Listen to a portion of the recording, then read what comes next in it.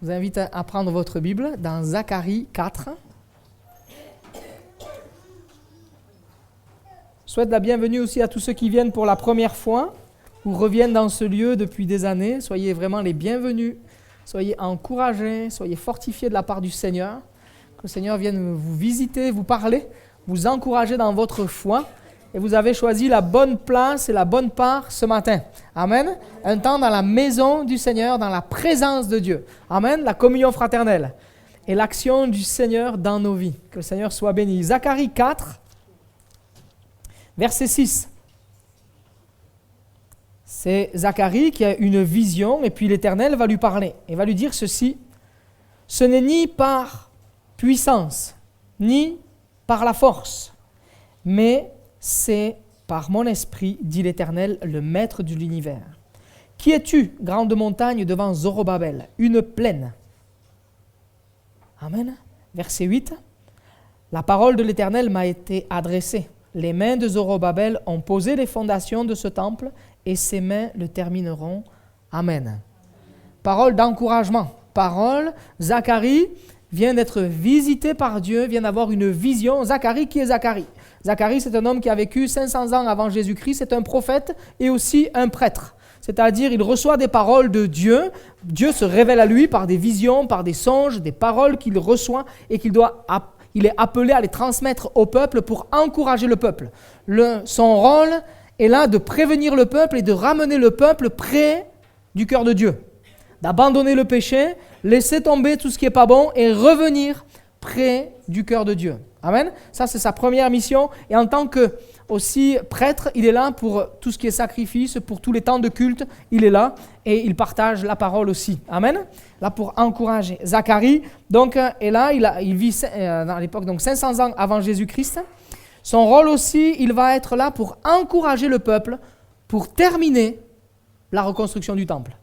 Le temple a été commencé, la reconstruction a commencé il y a 10 ans. Et il y a eu de l'opposition, il y a eu l'ennemi s'est levé pour arrêter la construction. Et lui, il va recevoir des paroles pour encourager le peuple, pour reprendre et terminer la construction. Première question, est-ce que tu as repris quelque chose dans ta vie que tu as abandonné? Tu vois, tu avais dit, ok, moi je vais suivre le Seigneur à nouveau, je vais marcher dans telle ou telle direction, je vais entreprendre ceci, cela pour le Seigneur, je décide de m'engager pour le Seigneur, et puis tu as fait une pause. Et puis la pause, elle dure depuis combien de temps? Trop longtemps, elle a dit ma sœur. Voilà, depuis trop longtemps. Il est temps de reprendre, il est temps de se remettre à l'œuvre, de se remettre en marche pour le Seigneur Jésus. Et il y a une parole du Seigneur qui va donner là pour le peuple. Il va dire, vous allez reprendre, mais vous allez terminer. Amen. Tu vas reprendre, mais tu vas terminer. Dis-le à l'autre à côté. Tu vas reprendre et tu vas terminer. D'accord? On va aller au bout ensemble. Vous êtes d'accord avec ça? Tu es d'accord avec ça? Je vois que tu lèves les yeux. Tu vas reprendre, mais tu vas terminer par la grâce de Dieu. Amen. Et c'est ni par la force, ni par la puissance, mais c'est par quoi? Par l'Esprit de Dieu. Amen. Par l'Esprit de l'Éternel. C'est pas avec nos forces qu'on peut faire les choses, même si les intentions c'est bon, mais ça suffit pas. Et c'est ce qu'on va regarder ensemble. On a besoin de l'Esprit de Dieu. Zacharie va être un homme influent pour le peuple. Et il va aussi constater que même ce que Dieu est en train de faire au-delà du peuple, il voit les circonstances autour, les nations autour qui vont être aussi conduites par Dieu pour que le plan de Dieu s'accomplisse. Soyons attentifs à ce qui se passe autour de nous. Des fois, j'ai eu écho avec mon épouse, elle a eu un partage avec une sœur de l'église. Et des fois, on ne comprend pas tout ce qui peut se passer.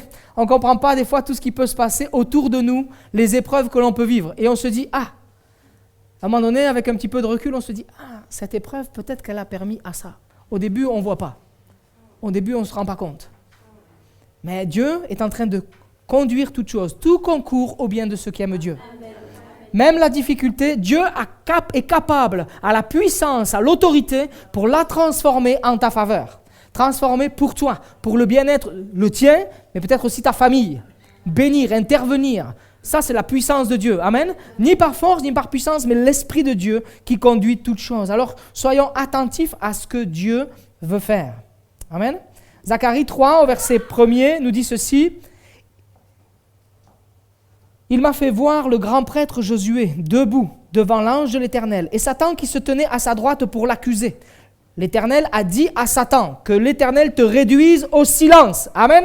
On ne veut pas écouter la voix du diable. On ne veut pas écouter la voix de Satan qui vient toujours pour quoi faire? Qu'est-ce qu'il est écrit? Qu'est-ce qu'il vient faire?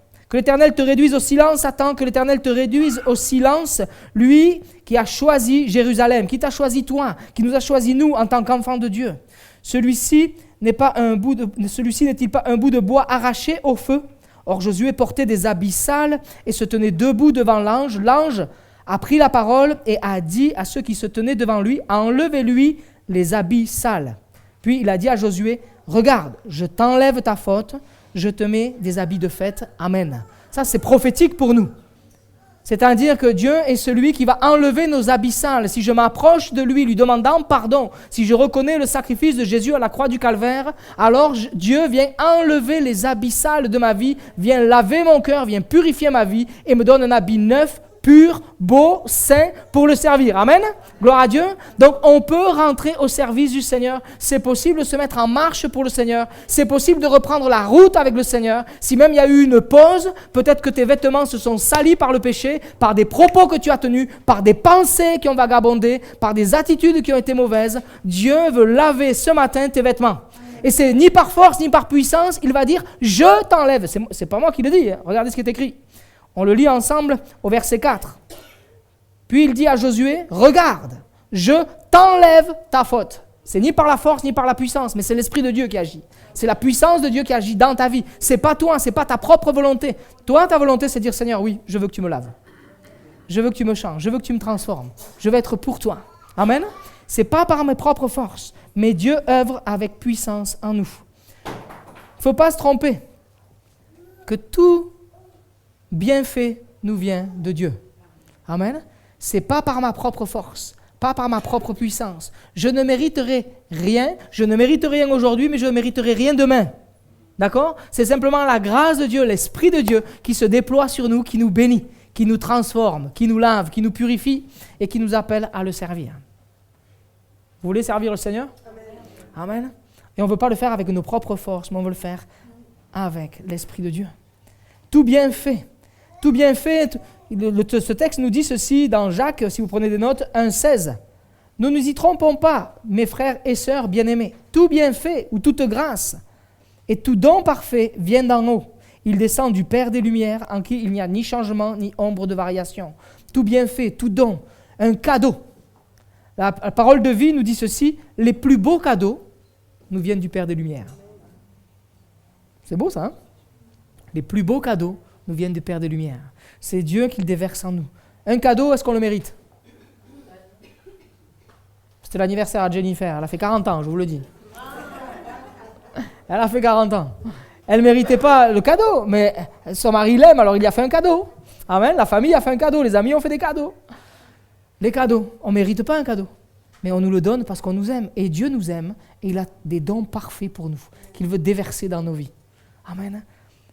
Des bénédictions pour nos vies. Dieu est heureux de nous offrir un cadeau. Et il a offert son Fils pour nous sauver. Il est heureux de faire ce cadeau sur ta vie, mon frère, ma soeur. Ton cœur est touché, bouleversé, mais c'est l'amour de Dieu. Il vient se déverser en toi. On ne mérite pas cette grâce, on ne mérite pas ce cadeau. Mais Jésus a donné sa vie pour nous et Dieu a offert son Fils pour cela. La croix, un cadeau pour nos vies. Dieu aime tous les hommes, toutes les femmes.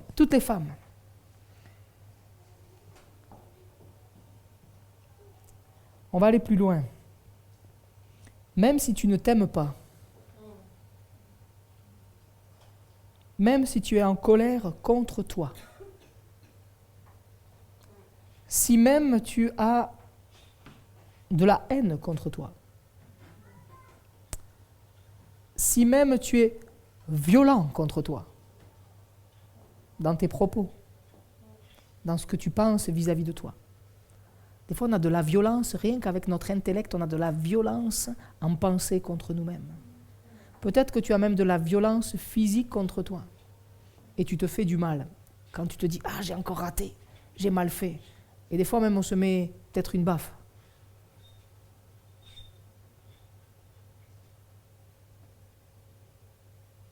Dieu t'aime. Dieu t'aime. Et il veut te sauver encore. Il veut reconstruire dans ta vie. Il veut fortifier ta vie ce matin. Et ce n'est pas par tes propres forces, ni par ta propre puissance, mais c'est l'Esprit de Dieu qui vient déverser un esprit de guérison en toi, qui vient toucher ton âme au plus profond. Il vient guérir ta vie. Dieu t'aime. Il nous le dit, il nous a tant aimés qu'il a donné son Fils unique à la croix du Calvaire pour nous sauver, afin que personne ne périsse, mais que tous aient la vie éternelle. Et dans ce tous, tu fais partie de ce tous. Amen. Dieu t'aime, veut agir dans ta vie, transformer ta vie. Oui. Tu n'es pas aimé parce que tu as de la force, ni de la puissance. On n'est pas aimé à cause de ça. Mais on est aimé parce que Dieu nous a créés et aime sa créature. Dieu aime tous les hommes, toutes les femmes. Franchement, est-ce qu'on croit qu'on peut impressionner Dieu avec notre force? Oui, moi j'ai de la force, je peux résister au travail. Je suis capable de faire 80 heures semaine. Super, et alors? Ok, tu es capable de résister à la douleur. Wow, tu es trop fort. Mais est-ce que tu crois que ça impressionne Dieu? Tu n'impressionnes pas Dieu avec ça. Tu n'impressionnes pas Dieu. Parce que tu as la force de faire, d'entreprendre. Créatif, tu crois que ça impressionne Dieu? Pas du tout. La force face à l'opposition, capable d'encaisser des coups. Moi, tu peux y aller, ça ne me fait rien du tout, tu peux dire ce que tu veux. Tu crois que ça impressionne Dieu? Rien du tout. Peut-être que tu as la force de persuasion, persuader les autres. Est-ce que tu crois que ça va impressionner Dieu? Non. La puissance. La puissance, on pourrait parler bien sûr de richesse, de biens, de propriété. Est-ce que nous croyons franchement que ça peut impressionner Dieu? Une force militaire, impressionner Dieu? Pas du tout. La force de ton réseau. Moi, je connais du monde. Moi, je suis bien placé dans la vie. Est-ce que tu crois que ça impressionne Dieu? Pas du tout. Ton discours, ta faculté de pouvoir oratoire, est-ce que tu crois que ça va impressionner Dieu? Pas du tout. L'influence. Est-ce que tu crois que la puissance de ton influence va impressionner Dieu? J'ai discuté avec quelqu'un cette semaine qui me disait, voilà, il y a des gens qui sont prêts à payer d'autres personnes pour les suivre sur Facebook. Truc aberrant. Pour essayer d'avoir de la puissance, de l'influence, on est prêt à payer des gens que tu ne connais pas, tu vas aller dépenser des milliers d'euros, tu vas aller donner de l'argent aux gens pour dire, vas-y, sois mon follower, vas-y, il faut que tu me suives, il faut que tu likes toutes mes publications, il faut que je devienne quelqu'un d'important. Tu imagines où on en est arrivé, quoi? Tu payes des gens que tu ne connais pas pour qu'ils te suivent virtuellement. Non mais arrêtez, quoi. Vous imaginez comme il faut être tordu? Il faut avoir l'esprit fracassé, quoi. Non. Ah ouais. Exactement, on est désespéré. Tout ça pour avoir des likes. Mais attends. Est-ce que parce que tu te dis que plus je vais avoir de j'aime sur ma page, machin, ça va faire de moi un homme influent et ça va impressionner. Mais tu ne vas jamais impressionner Dieu. Hein? Ni par force, ni par puissance, mais les choses s'accomplissent dans nos vies par l'Esprit de Dieu. Amen. Par l'Esprit de Dieu. Certains pourraient croire, mais moi je suis important, moi tu vois, moi j'ai un accès partout VIP, alors tu penses que ta carte de super club, ta carte bancaire, la super carte bancaire, ou même ta carte SIM avec tes contacts va te donner pouvoir d'influencer, tu vois. Non, rien du tout. Tu n'influenceras pas le cœur de Dieu. Dieu nous aime et Dieu veut bénir nos vies. Le seul qui peut pardonner notre vie, c'est Jésus-Christ. Et c'est le sang de Jésus qui va nous donner de pouvoir être victorieux. Amen. Par l'Esprit de Dieu. C'est l'Esprit de Dieu qui vient me convaincre. Lui, il vient poser dans mon âme. Oui, il vient convaincre mon âme. Je suis pécheur, en fait, et j'ai besoin de la grâce de Dieu. J'ai besoin du soutien de Dieu. Mon cœur se tient dans la présence du Seigneur. Tout nous vient de Dieu. Tout nous vient de Dieu. Certains pensent que ce qu'ils sont, ils le doivent à eux-mêmes. Et Pilate était de ces gars-là. Pilate, il pensait que la puissance, quelque part, qu'il avait, politique, l'autorité qu'il avait, c'était lui. Il va dire ceci à Jésus. Jésus est en train de vivre ce procès juste avant la croix. Et puis Pilate va lui dire, mais attends, tu sais qui je suis? Il va lui dire ceci dans le chapitre Jean 19, au verset 9, il dit, il rentra dans le prétoire et dit à Jésus, d'où es-tu? Mais Jésus ne lui donna aucune réponse. Et Pilate lui dit, C'est à moi que tu refuses de parler. Ne sais-tu pas que j'ai le pouvoir de te relâcher et que j'ai le pouvoir de te crucifier? Et Jésus va lui dire ceci. Tu n'aurais aucun pouvoir sur moi s'il ne t'avait pas été donné d'en haut. C'est pourquoi celui qui me livre à toi est coupable d'un grand péché. Ce que nous avons, c'est Dieu qui permet. Ce n'est pas ta propre puissance, ce n'est pas toi qui es arrivé à. C'est parce que Dieu a permis que tu arrives à. Remettons les choses dans le bon ordre. Et Pilate ne va pas utiliser correctement, je me suis noté ceci, sa délégation de pouvoir. Nous avons chacun une délégation de pouvoir donnée par Dieu. Il nous donne une certaine autorité, une certaine influence. Comment est-ce que j'utilise aujourd'hui cette délégation de pouvoir? En tant qu'homme, en tant que père, en tant qu'employé, en tant que patron, en tant que responsable, en tant que femme, en tant qu'épouse, en tant que mère, en tant qu'employé, en tant que responsable.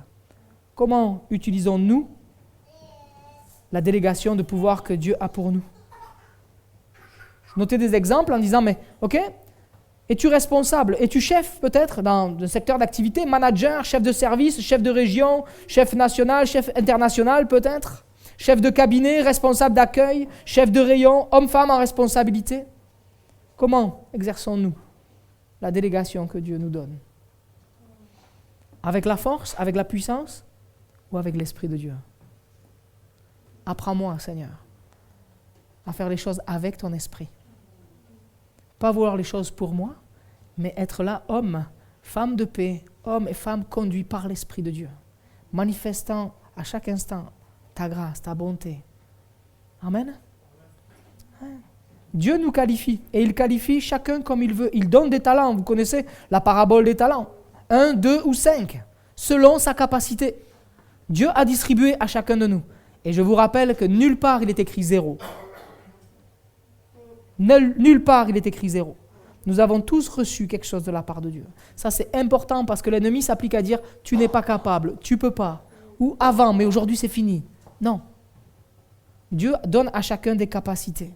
Et il donne à chacun comme il le veut. Il donne des aptitudes. Et nous avons la responsabilité de les travailler, de les multiplier pour son royaume. Amen. Et dans la délégation de pouvoir qu'il nous donne, comment est-ce que j'emploie les responsabilités? Comment j'emploie ce que Dieu m'a donné? Pourquoi on peut dire que Dieu nous a donné des capacités? Parce qu'il est écrit ceci dans Exode 36. Il parle de Bethsaël. Il est écrit ceci, le Seigneur a donné l'habileté et l'intelligence à Bethsaël et à Oliab et à d'autres artisans. Ainsi, ils pourront faire des travaux nécessaires à son service dans le lieu saint. Ils feront donc tout ce que le Seigneur a commandé. Verset 2, Moïse fait venir Bethsaël et Oliab et les autres artisans. Le Seigneur leur a donné une grande habileté. Et regardez ce qui est écrit. Et ils acceptent de venir faire ces travaux. Dieu distribue, Dieu donne des talents, Dieu donne des capacités. Mais à un moment donné, c'est est-ce que j'accepte moi de les mettre au service du Seigneur? Je choisis qui je sers avec les capacités que j'ai. Et Seigneur, moi, je veux agir avec ton esprit. Je ne veux pas le faire avec mes propres forces. Tu as disposé, tu as déposé des choses en moi. Mais je veux que ça soit employé avec ton esprit pour bénir autour de moi. Et je veux servir ton royaume. Amen. Servons le Seigneur. Un danger ou des dangers qui peuvent nous guetter, c'est de se comparer aux autres. Dans les talents que nous avons reçus, dans ce que nous avons reçu, dans les qualifications que nous avons, nous pouvons être en danger si nous vivons dans la comparaison avec les autres. Si nous cherchons à faire en nous comparant aux autres. Si tu passes, je me suis noté ceci, c'est certainement pour encourager quelqu'un, je pense.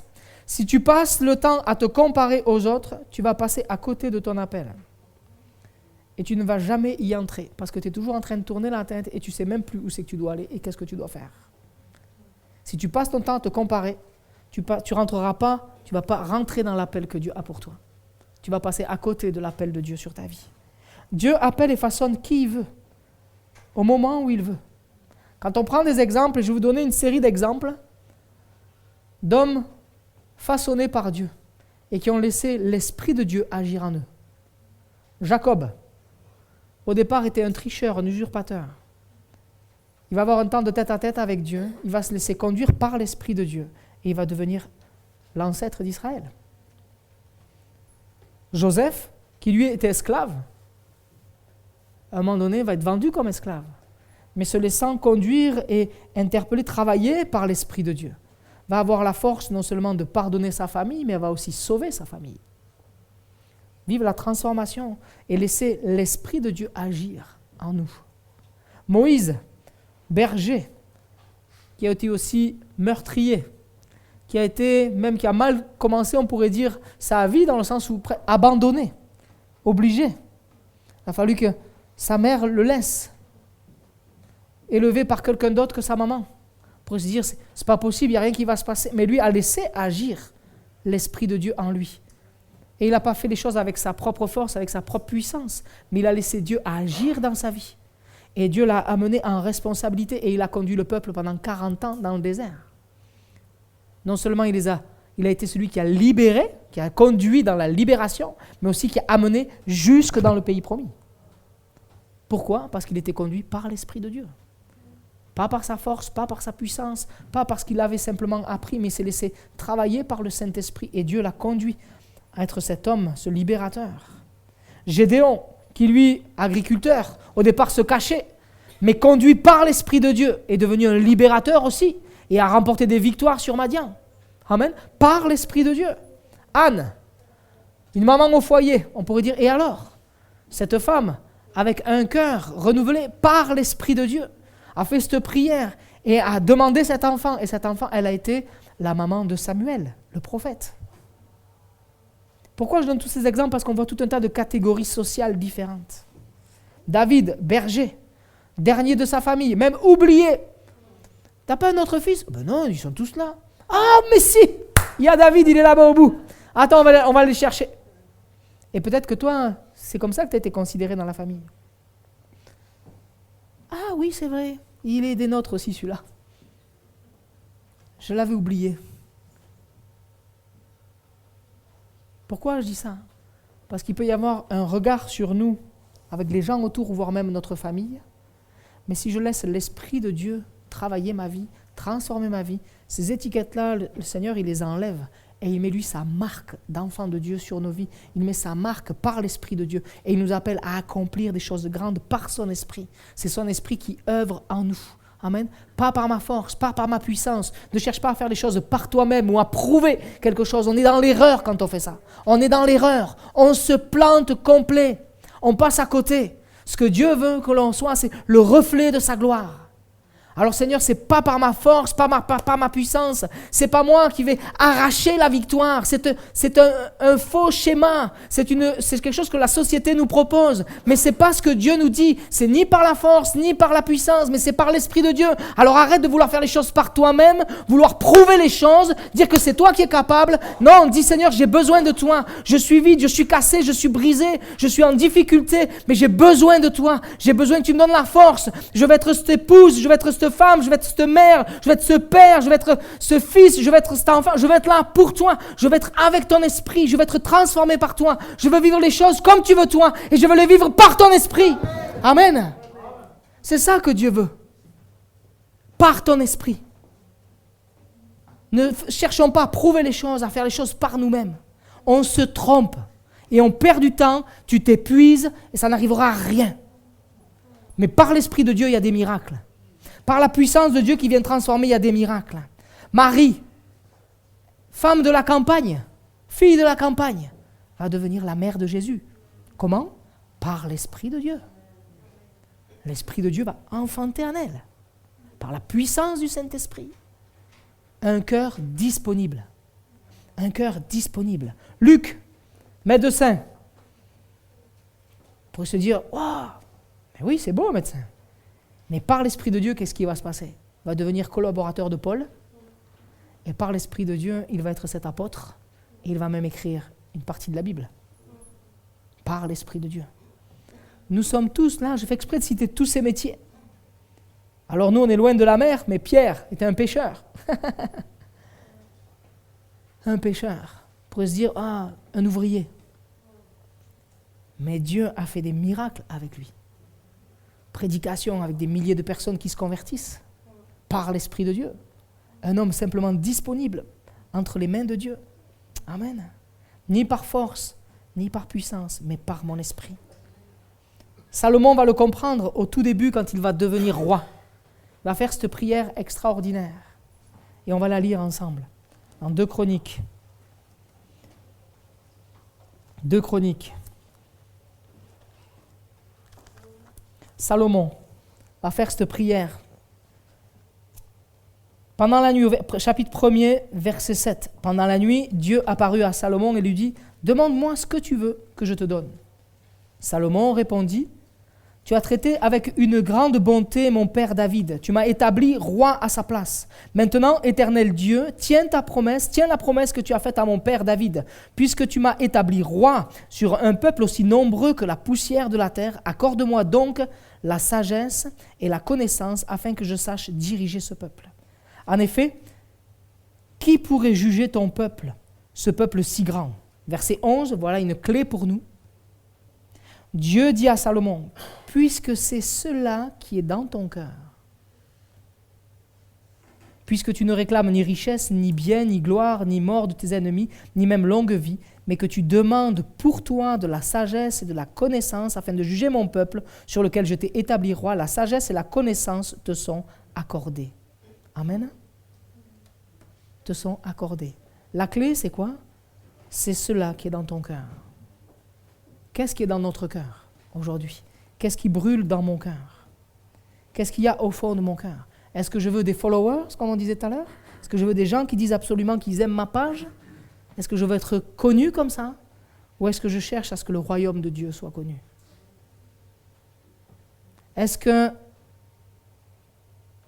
Qui est-ce que tu veux servir? Est-ce que tu veux te servir toi ou est-ce que tu veux servir Dieu? Veux-tu servir Dieu ou veux-tu te servir de Dieu?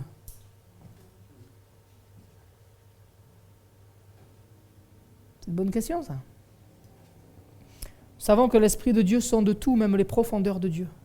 Alors, à plus forte raison, notre cœur et notre être qui est limité. Dieu sonde tout et il voit de quoi nous sommes animés. Les faux prophètes, les gourous, les religions, les sectes, la parole de Dieu dit que quelque part, ils s'engraissent, cherchent leur propre intérêt. Jésus fait de nous des disciples, fait de nous des hommes et des femmes serviteurs. Et nous sommes appelés à pratiquer le don de soi, aimer l'autre. Et ça, c'est possible par l'Esprit de Dieu. Sinon, on va se servir nous-mêmes.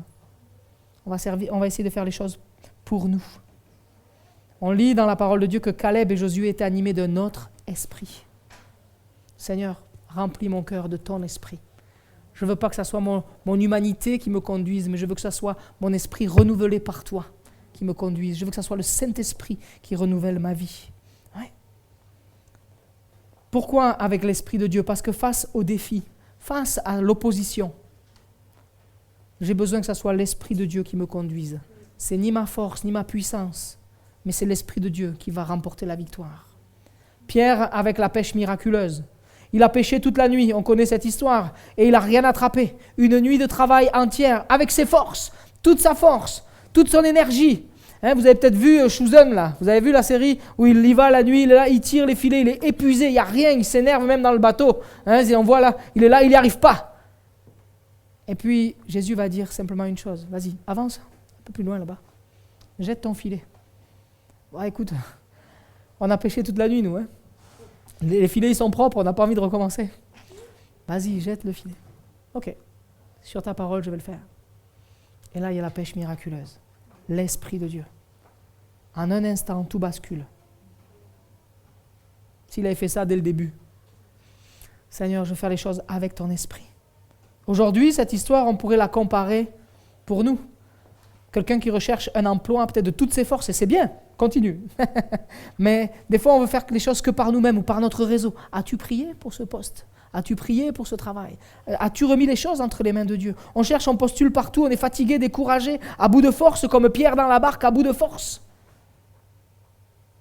Mais si nous faisons les choses avec l'Esprit de Dieu, plus par nos propres forces, plus avec nos contacts, avec nos réseaux, avec nos finances, avec nos diplômes, mais demandez au Seigneur, en se mettant à genoux, conduis les choses, dirige les choses. Dieu va le faire, Dieu a pourvu. Romain aujourd'hui il travaille, il y a trop de propositions même. On regarde encore côté pratique, Lewis et Léna, le travail, Lewis et Léna, l'appartement.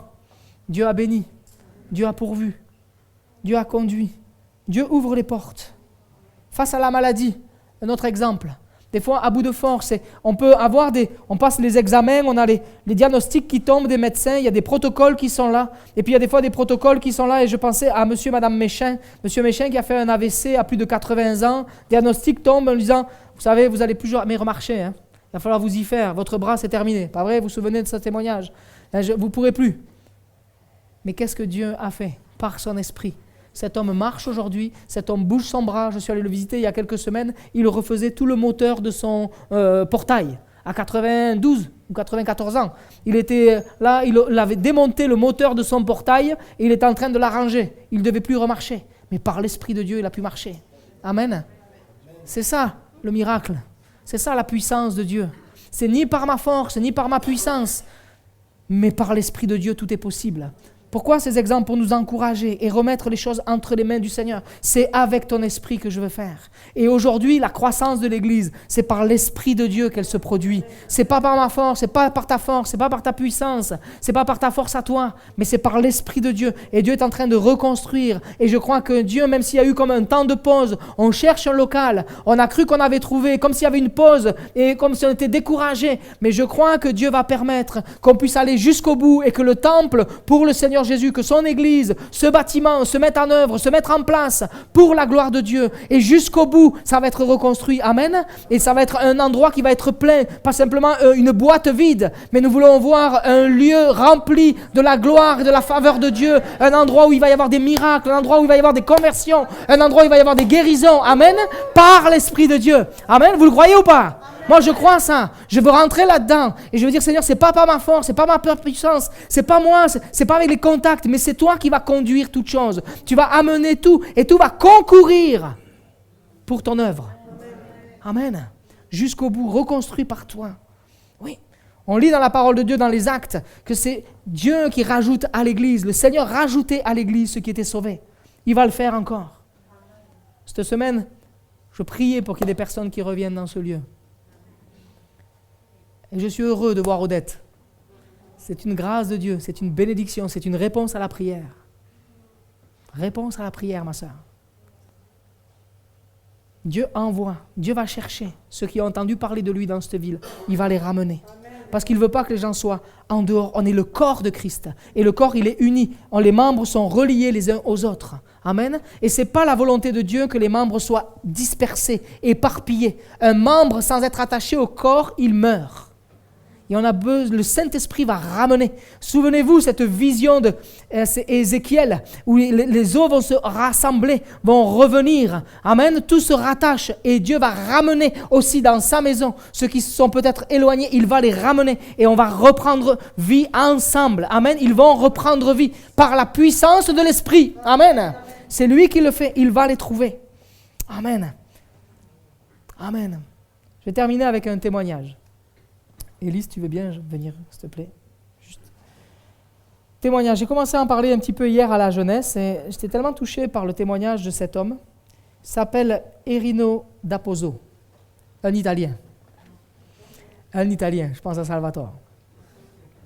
Un Italien. Cet homme, il est né en 1905, décédé en 1974. Il a eu 5 enfants. En 1920, alors qu'il était encore enfant, il vivait en Suisse, et puis il y a eu une grande crise, il n'y avait plus de travail, et ses parents sont arrivés jusqu'à Paris. Et son papa, venu à Paris, va monter une entreprise de bâtiment. Il va devenir entrepreneur, il travaille toute la journée, travaille sur les chantiers, et quand il a fini le chantier, il part avec son papa, et il va distribuer des évangiles. Enfin, des tracts. Il distribue des tracts. Il annonce le Seigneur. Et cet homme, dans son cœur, il n'a que 16 ans à l'époque, ça bout dans son cœur. Il aime le Seigneur. Et puis, arrive la guerre. Lui, il aime le Seigneur Jésus. Et pendant la guerre, il est recruté par les Allemands parce qu'en fait, il sait parler l'allemand et le français, il sert de traducteur, il travaille dans une mairie. Et là, pendant la guerre, Deuxième Guerre mondiale, lui, il est au courant que les Allemands vont aller à tel ou tel endroit faire des rafles chez les Juifs. Il prend le téléphone. Attention. Demain, il y a les Allemands qui arrivent. Partez. Allô, maman Isaac, partez. Partez. Il fait ça plusieurs fois. Et puis quelqu'un le sait. Un fils aigri, jaloux de son père, va apprendre que cet homme, Erino, fait de la délation, vend la mèche quelque part. Et la police va venir chercher, les Allemands vont venir le chercher et vont l'envoyer en camp de concentration. Et lui, dans son cœur, son témoignage existe encore en audio. Je vais vous le poster sur le truc de l'église. Et il dit, voilà, je sais que je dois partir. Je suis poussé en camp de concentration. Et dans mon cœur, je me dis, l'Éternel est mon berger. Si Dieu m'envoie là-bas, c'est qu'il y a quelque chose à faire là-bas. Vous imaginez l'état de cœur animé d'un autre esprit.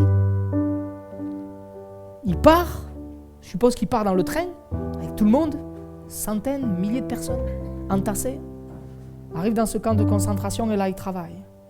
Et puis, très affaibli, on sait qu'il est chrétien, c'est qu'il est là, qu'il aime le Seigneur, on va lui casser 3 fois les bras à coups de matraque. Et un homme qui ne travaille pas en camp de concentration à l'époque, on l'abat. Il ne sert à rien.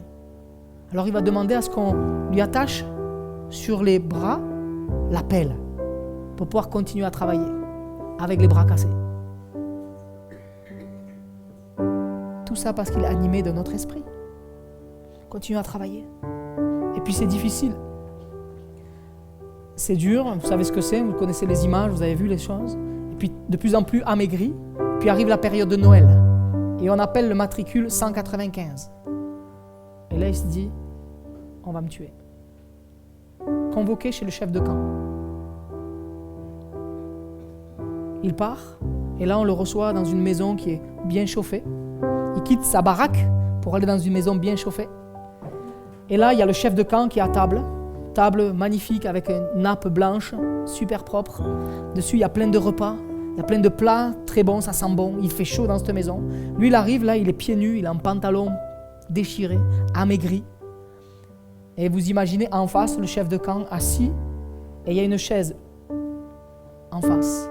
Et lui, il reste debout. Et il voit pendant plusieurs et longues minutes voir le chef de camp manger devant lui. Les bons plats, le bon vin, choses qui sont là et qui donnent envie. Et ce chef de camp se moque de lui, toujours là en train de le ridiculiser. Et puis il mange, il le nargue. Chaque bouchée, il le nargue. Et lui, dans son cœur, il y a la colère qui commence à monter. L'ennemi qui commence à le titiller. La colère, elle est là et il a envie de craquer, quoi. Et puis à ce moment-là, quand ce chef de camp est là en train de le narguer, de se moquer de lui, il se rappelle cette parole de l'Écriture qui dit « Et moi je vous dis, aimez vos ennemis. Bénissez ceux qui vous maudissent. Faites du bien à ceux qui vous détestent. Et priez pour ceux qui vous maltraitent et qui vous persécutent. » Voilà ce que le Seigneur est en train de rappeler par son esprit au cœur de Erino. Et là, il dit « Ok, je ne vais pas me fâcher. » Et puis, arrive le temps du dessert. Ça continue comme ça, c'est long. Et celui qui est dans la maison avec le chef de camp, le serviteur, enfin le gars, le soldat, l'officier, j'en sais rien, il prend la tasse comme ça et il verse une tasse de café à 5 cm de la tête de Erino, qui lui ne mange pas, qui lui mange et peut-être boit de l'eau sale. Et il y a cette odeur de café qui est là. On le teste encore, on l'éprouve encore. Et puis la tasse est servie au chef de camp. Il ouvre la boîte de gâteaux qu'il y avait à côté. Et cette boîte de gâteaux, il lui dit « Ah, ils sont bons ces gâteaux. C'est votre femme qui les a faits. » Imaginez ce qui se passe dans le cœur là. Et puis vous savez, c'est la 7e boîte qu'elle envoie. Et il mange. Et là, qu'est-ce qui se passe dans le cœur d'Erino? Lui se dit, mais... Lui, dans sa tête, il pense, il dit, mais mes enfants, j'ai 4 enfants à l'époque, il avait 4 enfants à l'époque, il dit, mais mes enfants se privent pour moi. Vous savez ce que c'est la guerre? Pas de beurre, pas de matière grasse, pas de farine. Ils se privent pour moi. Et ma femme, elle prépare ça et elle me l'envoie. Et en fait, c'est lui qui est en train de s'engraisser avec ça. Il mange ça. Et lui, il est là, il se met. Et puis il continue, et puis il va dire, je vous plains. Et il va dire, est-ce que je peux rentrer à ma baraque? À aucun moment, il s'est mis en colère. Humainement, c'est pas ça qui se passe. Humainement, qu'est-ce qu'on aura envie de faire? Envie de casser, de lui sauter dessus, même quitte à prendre une balle, mais on va sauter sur le gars. Humainement, c'est pas ça qui serait passé. Mais lui, animé d'un autre esprit, ni par force, ni par puissance, mais avec l'esprit de Dieu, il est rentré à la baraque, le cœur joyeux, le cœur heureux, parce que c'est lui qui avait pris le dessus sur la situation. Le chef de camp en colère, quelque part, parce que ça n'a pas marché. Et l'ennemi est en colère quand il essaye, lui, de te faire sortir de tes gonds, quand il essaye de te faire sortir de le plan que Dieu a pour toi. Et toi, si tu te bats avec ta propre force, avec ta propre puissance, tu ne vas pas tenir face à l'ennemi. Mais si c'est avec l'Esprit de Dieu que tu combats, alors tout est possible. Alors les choses vont être inversées et la situation, tu vas prendre le dessus par la puissance de Dieu. Parce que qu'est-ce qu'il est écrit? Dans le fruit de l'Esprit, nous avons la maîtrise de soi. Et nous pouvons, par l'Esprit de Dieu, dominer la situation, la tentation. Nous pouvons la dominer. Peu importe quel nom, quelle forme. Par l'Esprit de Dieu, nous pouvons. Et nous sommes plus que vainqueurs. Ni par force, ni par puissance, mais par l'Esprit de Dieu. Et l'histoire, elle ne s'arrête pas là. L'histoire, c'est qu'un Erino, il va partir, il va quitter le camp, il va rentrer, il va y avoir une grâce sur sa vie de Himmler. Vous connaissez Himmler dans l'histoire? Homme important de la Seconde Guerre mondiale. Il va y avoir une grâce sur sa vie et il va pouvoir partir, quitter le camp, rentrer chez lui. Et des années plus tard, 10 ans après, Erino est pasteur, prêche la parole de Dieu, raconte son témoignage partout, prêche la parole. Ça va beaucoup plus loin, son histoire elle est merveilleuse. C'est un homme qui a travaillé dur et il a offert des tentes d'évangélisation. Il allait dans des endroits, il disait, ok, toi tu veux servir le Seigneur, ok tiens, je te donne une tente. Mais des tentes c'était pour rassembler des centaines de personnes. Il fabriquait il payait ça, et il offrait ça, il disait, et les gens disaient, ok on va vous écrire pour rendre compte. Il disait, non, c'est pas moi que vous devez rendre compte, vous avez le matériel, maintenant vous rendez compte à Dieu. Vous voyez la vision de cet homme-là? Un autre esprit, pas en train de garder le contrôle sur les choses, de dire faites comme ci, faites comme ça, oui dites-moi, non pas du tout, un autre esprit, c'est merveilleux. Et il donne comme ça, il donne, il distribue. Et cet homme, il est pasteur, un jour il fait une mission dans un endroit, il a fait des recherches parce qu'il cherche le chef de camp. Il cherche le chef de camp. Et 10 ans après, il le trouve parce que cet homme-là s'était caché, changé de nom, changé de ville. Et un jour, il est dans une ville et il dit au pasteur qui l'a invité, je voudrais aller dans tel endroit. À 40 km, est-ce que vous pourriez m'amener? Il dit pas de problème. Et dans la voiture, Erino, il est là et il partage son histoire, son témoignage. Et le pasteur à côté de lui, en colère, il dit mais c'est pas possible. Qu'est-ce qu'il a fait cet homme? Il était plus en colère que Erino. Et il dit ok, on va aller lui. Il lui dit je voudrais justement ça tombe bien, vous êtes en colère, mais c'est lui qu'on va voir. Donc il dit ah bon? Il dit et si on s'arrêtait à la boulangerie, si on achetait un gâteau, parce qu'il a raconté l'histoire des petits gâteaux. Alors ils s'arrêtent à la boulangerie, ils achètent des gâteaux, un gros gâteau et des petits biscuits. Et là, ils arrivent devant la porte, et là, il se place devant la porte et il sait qu'il n'y a que 3 cm entre lui et le chef de camp. Et là, il frappe. Et la porte s'ouvre, l'épouse ouvre, et il se présente. Je suis le matricule 195. Là, ça tombe par terre. Il rentre, et puis là, il dit... Puis je demande un petit café. Il parle comme ça. Il dit, je demande un petit café. Parce que maintenant, c'est moi le chef de camp. Donc il dit, je demande un petit café. Là, la dame, elle va en cuisine, elle prépare le petit café, puis elle revient. Et puis, il passe à table. Il se met à table avec le chef de camp. Le chef de camp se pose des questions. Mais en fait, Erino, dans sa façon de faire, il va présenter l'évangile. Et avec le pasteur, ils vont prier. Il va lui dire, je ne viens pas pour vous accuser de quoi que ce soit. Il va juste lui partager l'évangile, la bonne nouvelle. Parce que bien sûr, le chef de camp se souvient très bien de qui il est.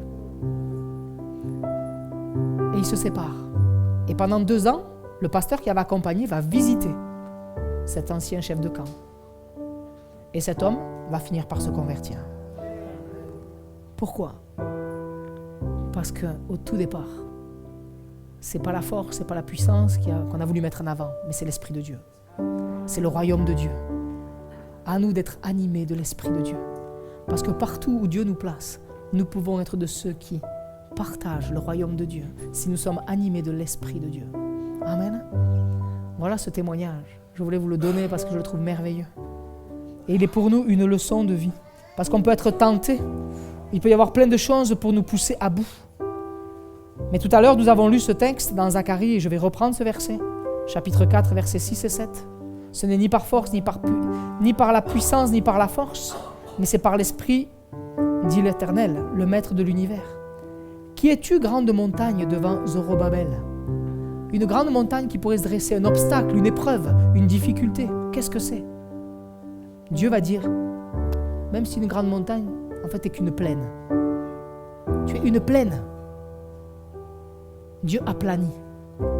Dieu va aplanir les difficultés, va aplanir les soucis, va aplanir l'hostilité. Et dans Zacharie toujours, chapitre 2, verset 9, Dieu parle et dit « Je serai moi-même pour elle, pour toi, une muraille de feu tout autour, déclare l'Éternel. Et je serai sa gloire au milieu d'elle, en parlant de Jérusalem, mais en parlant aussi de notre vie, de l'Église. Dieu est au milieu de nous. Il est cette muraille de feu. Il est celui qui nous protège. Il est celui qui veille sur nous. Alors ne cherchons pas à faire les choses par la force ou par la puissance, mais confions-nous en l'Esprit de Dieu, en l'Esprit de l'Éternel. Et ce matin, c'est un temps où on pourrait se repositionner ensemble et dire « Seigneur, moi je veux faire les choses avec toi. Je veux faire les choses avec ton Esprit. J'ai compris ce matin. Je comprends ce matin que ce n'est pas ma force, ce n'est pas ma puissance, ce n'est pas ce que j'ai pu avoir, ce n'est pas ce que je suis, mais c'est ce que toi tu es en moi qui va faire toute la différence. Et j'ai besoin de ton Esprit pour tout ce qui se passe. Je ne sais pas qu'est-ce que tu rencontres. Le travail, problème dans la famille, problème dans la santé, problème peut-être même dans tes pensées, t'es tiraillé. Soumets ton esprit à l'Esprit de Dieu. Invite Dieu à régner dans la situation. Et Dieu va conduire. Dieu va faire de cette montagne une plaine maintenant. Est-ce qu'il y a des montagnes qui sont devant toi? Je vous invite à fermer vos yeux. Et pour ceux qui veulent recevoir une grâce de Dieu, vivre un temps avec le Seigneur, moi je vous invite à vous lever à votre place. Moi je vous invite à prendre place maintenant et à dire, moi Seigneur, je veux que la plaine, je veux que la montagne tu la planisses et que ça soit une plaine devant toi.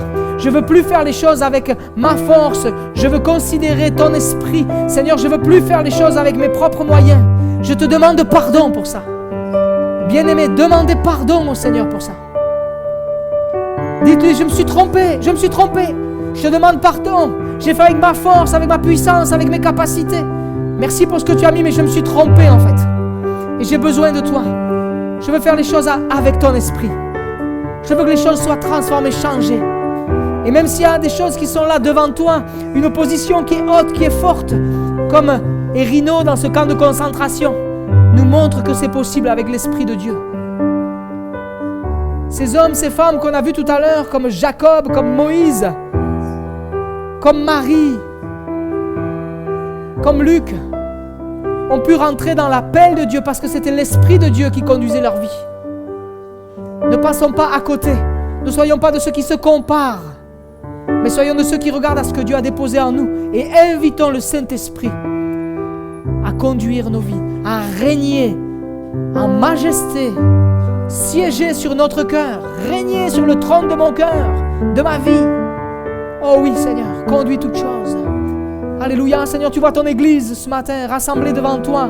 Tu vois ton Église, Seigneur, qui est là devant toi et qui réclame. Seigneur, oui, que ce soit ton esprit qui soit au contrôle de toutes choses. Seigneur, pardon, parce que toutes les fois où nous avons voulu faire les choses à notre manière, avec notre force, notre puissance, se croire que c'était notre autorité qui pouvait faire. Seigneur, pardon pour cela. Pardon pour toutes les fois où on s'est pris pour toi. Pardon pour toutes les fois où on a voulu prendre ta place. Seigneur, mais ce matin, nous réalisons et nous voulons nous replacer dans la dimension spirituelle, dans ce que toi, tu nous enseignes. Ce n'est ni par la puissance, ni par la force, mais c'est avec l'Esprit de Dieu. Seigneur, c'est avec ton esprit que nous voulons accomplir les choses. Seigneur, tu vois ce qui se dresse dans la vie de mon frère, de ma sœur. Seigneur, au nom de Jésus, nous croyons que ces montagnes disparaissent et que ces montagnes vont et se jettent dans la mer par l'autorité de Jésus-Christ et par l'Esprit de Dieu. Nous croyons que tu as puissance, autorité pour agir et nous croyons que c'est ton esprit qui fait cette œuvre merveilleuse. Nous croyons que tu es l'Éternel qui guérit par ton esprit ce matin. Nous croyons que tu viens relever par ton esprit celui qui est affaibli, celui qui est peut-être attaqué dans ses pensées, celui qui est éprouvé. Tu viens maintenant le bénir, le rencontrer au nom de Jésus. Seigneur, merci pour ta grâce.